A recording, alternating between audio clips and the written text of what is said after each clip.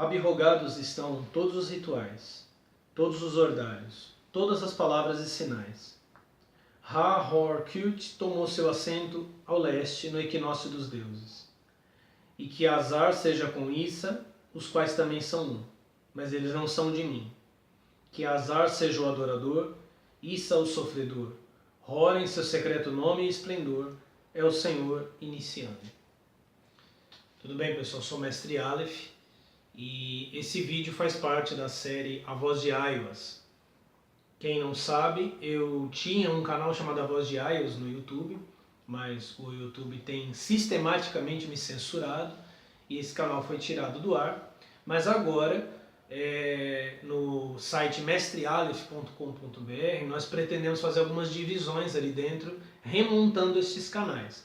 Então este vídeo faz parte da série A Voz de Aiwass e estará disponível no site em breve e depois dentro de uma playlist ou de uma seção no site chamada A Voz de Aiwass. Eu li para vocês o livro da lei, o capítulo 1, versículo 49. E o meu assunto hoje vai ser justamente uma compreensão geral do Apocalipse e da transição dos éons. Quando a gente fala em novo éon, o que isso significa? Qual a diferença do velho para o novo? O que isso afeta a minha vida pessoal? Como isso explica o que está acontecendo no mundo? O que eu devo esperar para o futuro? Então eu vou tentar, obviamente num tempo curto, falar um pouco sobre esses temas. A primeira coisa que deve ser compreendida é o que é Aion. O que é Aion? O que significa Aion? Normalmente, até por conta da palavra latina, aeternitas, que significa eternidade, se interpreta como tempo, ou um longo período de tempo, mas um Aion é muito mais do que isso. Na mitologia grega, o Aion era um deus. Não é um deus conhecido porque era um deus adorado geralmente nos cultos de mistério, que eram os cultos iniciáticos, o culto de Cibele, os cultos de Mitra, que não são necessariamente gregos nem necessariamente romanos, mas se espalharam, tiveram grande difusão dentro do mundo grego e do mundo romano. Se você procurar a imagem na internet, você vai encontrar uma figura, um círculo, geralmente com 12 signos, representando o céu, e um rapaz nu dentro desse círculo. Esse rapaz nu dentro do círculo é o deus Aion. Então, o que significa o Aion? Para os gregos, o Aion era o tempo em contraste com Cronos. Cronos era o deus do tempo linear, o tempo do passado, presente e futuro. E o Aion era o tempo circular. Aion era a alma do tempo, era a essência do tempo, era aquilo que o tempo é de fato e que nós não, por sermos seres lineares e limitados, a gente não consegue distinguir de modo mais amplo. Então o Aion, inclusive o círculo que cerca o Aion, geralmente é representado por uma figura que muitos já ouviram falar chamada Ouroboros. Ouroboros é uma serpente engolindo a própria cauda, representando o infinito, mas mais do que o infinito. Se a serpente devora a própria cauda, ela sempre devora a si mesma. E é nesse sentido que nós precisamos ter em mente para distinguir o que é o antigo e o novo éon. A serpente que devora a si mesma é a própria existência do Aion que se consome. O Aion devora a si mesmo. O Aion consome a si mesmo. E assim ele se destrói e se renova. Eu vou ler aqui para vocês um trecho da Dionísica. Dionísica é um conjunto de versos, é uma obra clássica grega. Ela não é tão conhecida, aliás, ela quase não é conhecida, mas ela é uma das mais importantes, inclusive das mais volumosas, dos mais volumosos clássicos gregos de poesia. E na Dionísica há uma descrição do Aion, qual era a existência do Aion. Vou ler para vocês. Muda o fardo da velhice como uma serpente que se desprende dos enrolamentos das inúteis escamas velhas, rejuvenescendo enquanto se lava nas ondas das leis do tempo. Vou ler mais uma vez. O que o Aion faz? Qual é a natureza do Aion? Muda o fardo da velhice como uma serpente que se desprende dos enrolamentos das inúteis escamas velhas, rejuvenescendo enquanto se lava nas ondas das leis do tempo. Ou seja, de novo com o símbolo do Ouroboros, Aion é um deus que envelhece, mas pela própria lei do tempo ele se purifica da sua velhice, se desprendendo daquilo que não lhe serve mais. Então aqui nós já entendemos que velho Aion e novo Aion são apenas maneiras que nós identificamos o passar das eras e do tempo. Essencialmente é o mesmo Deus, o mesmo Aion. É um Aion eterno. Porém, à medida que ele se envelhece, ele se livra daquilo que não serve mais, como uma serpente que se livra da sua própria pele antiga. Uma outra forma de entender o significado do Aion é entender que as personalidades de Deus assumem a regência de cada era. O que isso significa? Se nós pensarmos no mito de Osíris e Horus, aliás, nos mitos egípcios, principalmente os mitos de Heliópolis, de que eu vou falar daqui a pouco, que é de onde vem a mitologia básica de Telema e do Livro da Lei. Você tem o primeiro deus que é Ra. Ra vai ser sucedido por seus filhos. Em algum momento ele será sucedido por Osíris. Mais tarde Osíris será oficialmente sucedido por Horus, embora Sete assumirá o trono no período em que Osíris estiver morto. E depois os faraós se sentarão no trono no qual Horus assentou-se. Esse trono ele é chamado de o trono de Ra. Nesse texto que eu acabei de ler, do Livro da Lei, quando diz que Hor tomou o seu assento, está se referindo ao trono de Ra. Num outro momento, esse trono de Ra vai ser mencionado de modo direto. No versículo 37, no capítulo 3 do Livro da Lei. Eu te adoro na canção. Eu sou o Senhor de Tebas e eu, o inspirado pregador de Mento. Para mim desvele o velado céu, o alto sacrificado Ankh-Afnaconso, cujas palavras são verdade. Eu invoco, eu saúdo tua presença, ó Ha-Hor-Kyut, unidade máxima manifestada. Importante entender essa unidade máxima manifestada, porque o conceito vigente, por exemplo, na Kabbalah hoje, a Kabbalah luriânica, se entende que o universo foi tomado por uma catástrofe e que as centelhas de luz são aquelas que eram o corpo do Adão Kadmon, estão espalhadas e dentro de cada ser humano, mas são centelhas, são fragmentos da luz do Adão Kadmon. Mas aqui, lembrando que logo no capítulo 2 do Livro da Lei, o deus Hadith se identifica como a chama que arde no coração de cada estrela. O deus Horus, que é o deus anunciado no capítulo 3, é a unidade máxima manifestada. Esse já é um conceito muito importante do novo Aion. Dentro de você não tem um pedaço de luz. Dentro de você não tem um pedaço de Deus. Dentro de mim não tem uma casca, um fragmento de Deus. Existe Deus todo. Não existem várias partes de Deus em cada um de nós. Está Deus em sua plenitude.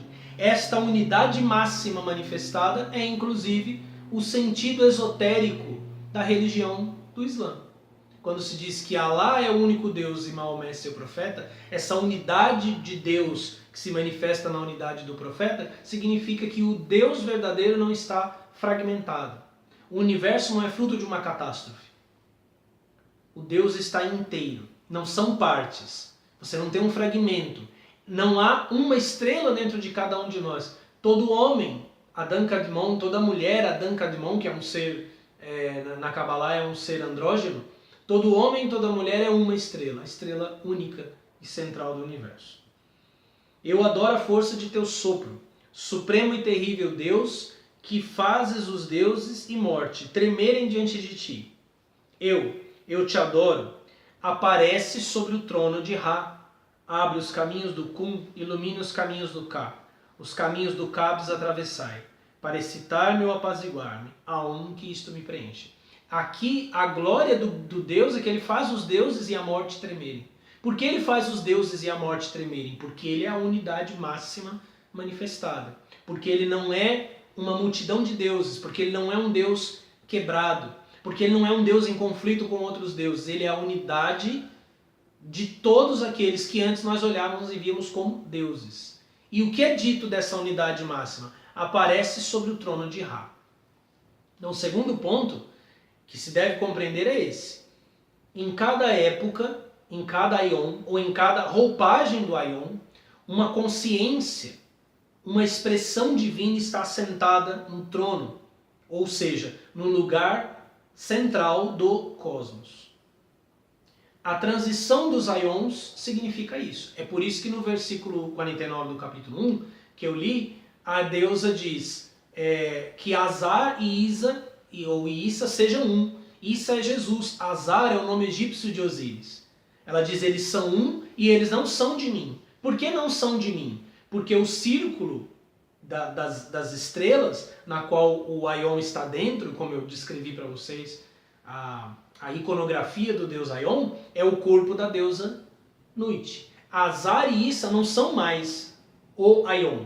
Eles não estão mais sentados no trono da regência do universo. Eles são um, mas eles não são mais dela. Quem aparece agora tomando o trono é Hor, que é Horus. Como eu disse, é uma forma também de explicar a Bíblia, né? Eu vou falar aqui umas coisas, vou fazer uma observação com vocês aqui no livro do Apocalipse, que normalmente embromólogo não percebe. E eles vão inventar 1001 explicações para isso. Mas veja bem, Apocalipse capítulo 4, versículo 1. Depois disso tive uma visão. Havia uma porta aberta no céu e a primeira voz que ouvira falar-me como trombeta disse: sobe até aqui para que te mostre as coisas que devem acontecer depois destas. Fui imediatamente movido pelo Espírito e eis que havia um trono no céu e no trono alguém sentado. Não diz que é Deus. Alguém sentado. Se você continuar vendo as outras descrições deste que está sentado no trono, é sempre aquele assentado no trono. Alguém assentado no trono. Um outro detalhe interessante sobre esse que está sentado no trono é o versículo 4 do capítulo 4. Ao redor desse trono estavam dispostos 24 tronos, e neles assentavam-se 24 anciãos, vestidos de branco e com coroas de ouro na cabeça. O que é que você está vendo aqui? Um está sentado no trono. Quem está sentado no trono? O regente do Aion. Quem são os 24 ao redor? As demais consciências divinas. Por isso nenhum deles tem nome. O Deus de cada Aion se centra no trono central. Na transição dos Aions, como o movimento de um relógio, um dos 24 anciãos assumirá o trono central. Esta é a transição dos Aions. Azar, ou Horus, Osíris, deixou o trono de Ra.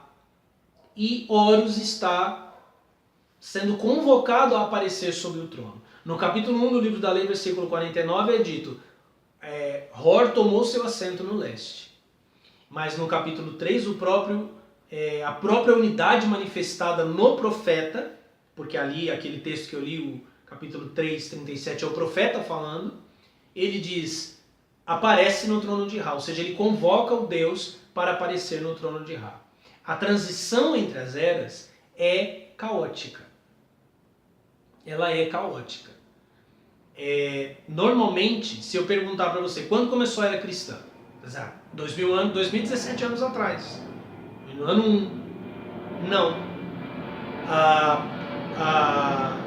Já no século IV, quando Constantino declara a oficialidade do cristianismo, e mais tarde o filho dele declara o cristianismo como religião do Império Romano, nesse momento começa a era cristã. Antes disso que você tem muitas seitas, há um caminho autêntico que vem do profeta do Eon, que é Jesus, mas existem muitas outras seitas em conflito. Esta é a situação que nós vivemos hoje. Por isso tem tanto pseudo-fráter aí vendendo suas ervas de poder aí, vendendo literalmente para fazer milagres e tudo mais, e batendo boca com todo mundo pela internet. É por isso que existe uma telema draconiana, tifoniana, por isso que o cara diz que segue Crowley, mas na verdade ele está se guiando pela magia do caos, e aí os caras da magia do caos brigam uns com os outros. Esse é o momento em que nós estamos. À medida que é por isso que as pessoas são tão parecidas hoje em dia. É por isso que você tem uma dificuldade imensa de encontrar personalidade nas pessoas.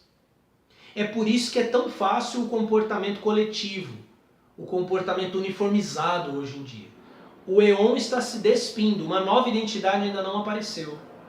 Enquanto esta nova identidade não aparece, enquanto Horus não se senta no seu trono, há turbulência. O primeiro sinal de que Horus assumirá seu trono, de que ele está prestes a tornar-se de fato o regente do Eon, foi a Lua de Sangue em 2015. Disso eu falo num outro momento. Então, o que você vê aqui no Apocalipse você vê 24 tronos e um no meio, mas o que você tem ali são as personalidades divinas, uma unidade divina que se recicla, que se renova e que faz renovar e reciclar todo o universo. No capítulo 5, no versículo 1, você tem de novo, do Apocalipse: vi depois na mão direita daquele que estava sentado no trono um livro, escrito por dentro e por fora e selado com 7 selos. Para os judeus, nós estamos no ano 5777. Porque esse ano ele indica o fim da era judaico-cristã. É por isso que o livro do Apocalipse vai falar em 7 selos, 7 trombetas, 7 taças. Justamente 700 da ira de Deus, 777. Esse livro está na mão daquele que está sentado. Ele entregará ao Cordeiro, que é o profeta do Eon, o Logos do Eon, a palavra do Eon. Então você tem alguém assentado no trono, Jesus como Cordeiro recebe das mãos daquele que está sentado no trono a palavra do Eon e a anuncia. A mesma coisa acontece agora. Há um Deus que se senta no trono, ele entrega a palavra do Eon para um profeta, o profeta anuncia e por meio do anúncio do profeta a criação é reconstruída. Mas essa é a essência da transição dos eons. Essa é a essência das transformações. Por isso, o capítulo 1, versículo 49 diz: se todos os rituais foram abrogados. Na verdade, não foram todos. O capítulo 2 vai falar de modo mais claro. Mas para nós o que interessa é isso. A espiritualidade, os rituais, os símbolos sagrados, eles perdem a sua força. Embora haja uma verdade que transcende toda a nossa compreensão de verdade, estas verdades que expressam essa verdade absoluta, elas não são perenes, elas não duram para sempre. Elas não são para sempre em todas as épocas.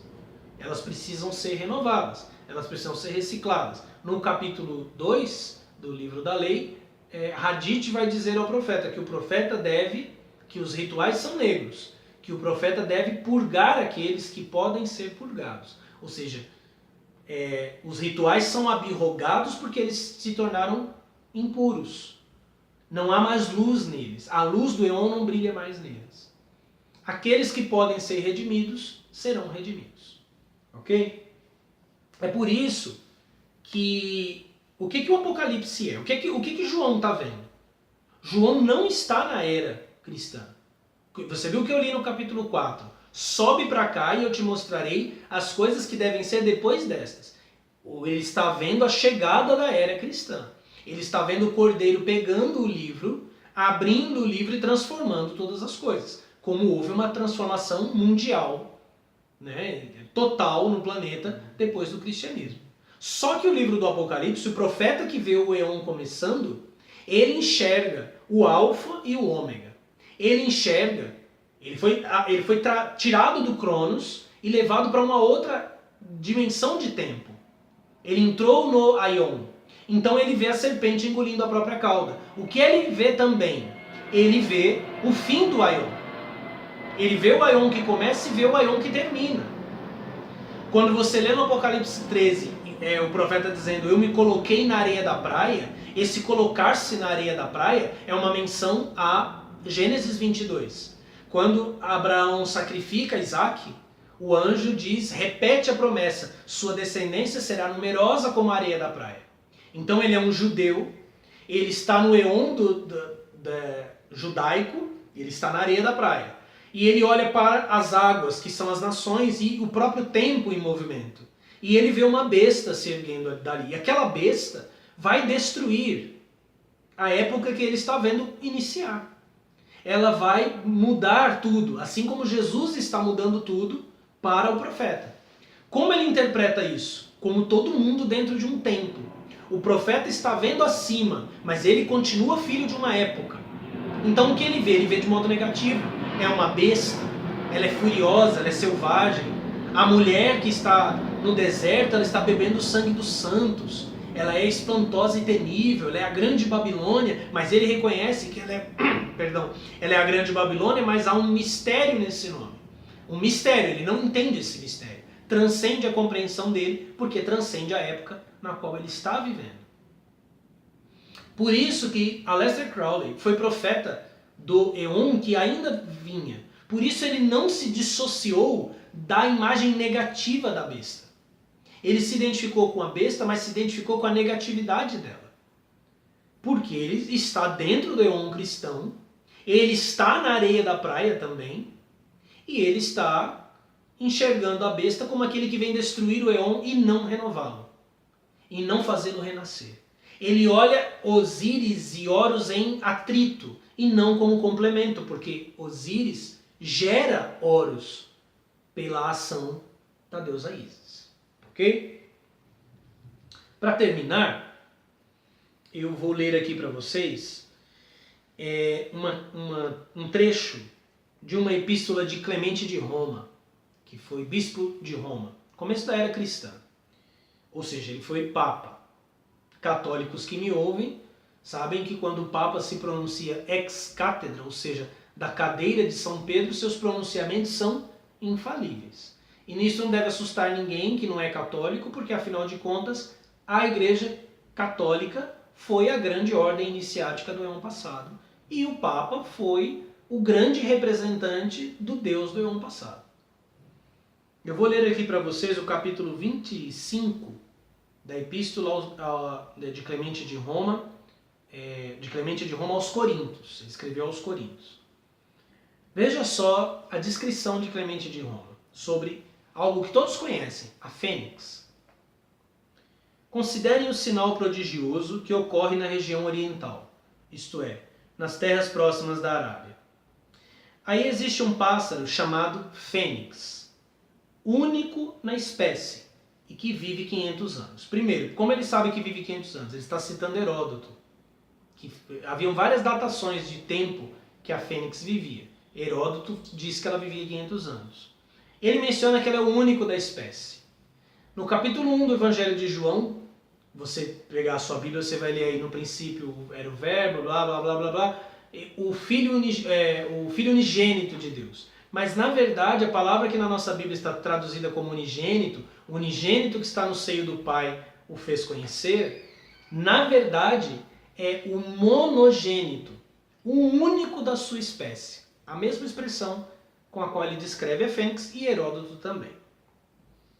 Quando está para morrer, ergue seu próprio sepulcro, usando incenso, mirra e outras plantas aromáticas. Incenso e mirra foram os presentes que que os sábios magos levaram a Jesus assim que ele nasceu.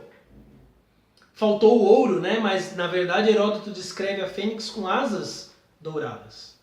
Então você tem aqui neste quadro da fênix o incenso, levado como presente a Jesus, a mirra, levada como presente a Jesus, e o ouro na própria fênix. O incenso e a mirra, na Arábia antiga, eles eram entendidos como os restos da fênix, como o corpo morto da fênix. E ao completar seu tempo, aí se introduz e morre. Quer dizer, nesse sepulcro feito de incenso e mirra, ela entra e morre. De sua carne em decomposição, nasce uma larva que se alimenta da matéria putrefata do animal morto e cria asas. Lembrem-se em vídeos anteriores, principalmente o vídeo em que eu falei de Paulo e os 12 apóstolos, que eu disse que o sacramento da Eucaristia, ele deveria alimentar a igreja, assim como os judeus foram alimentados pelo maná que caiu do céu até entrar na Terra Prometida. Quando entraram na Terra Prometida, Josué capítulo 14, parou de cair o maná. Jesus deu o seu corpo para a igreja até que eles entrem na promessa, no novo Aion. Entre os alimentados está o Cristo. E eu falei que Paulo serviu de figura. O animal morto cria asas.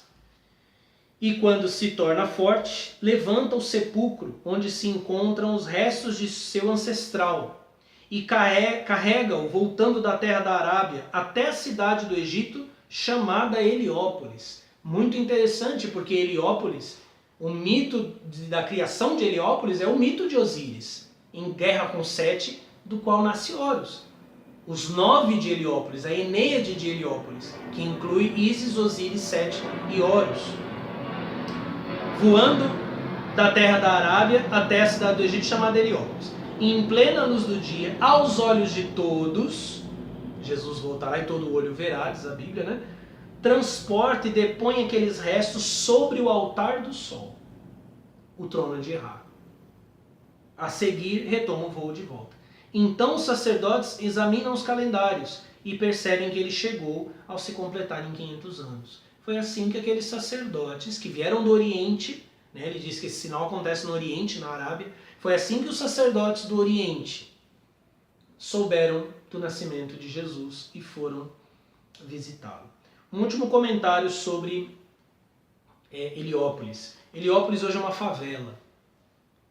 Nossa, viu o que aconteceu com o Egito? O que aconteceu com o Egito por conta das invasões gregas, né? Muitos obeliscos e estátuas foram levadas para Alexandria e depois foram levados para a Europa durante o domínio romano.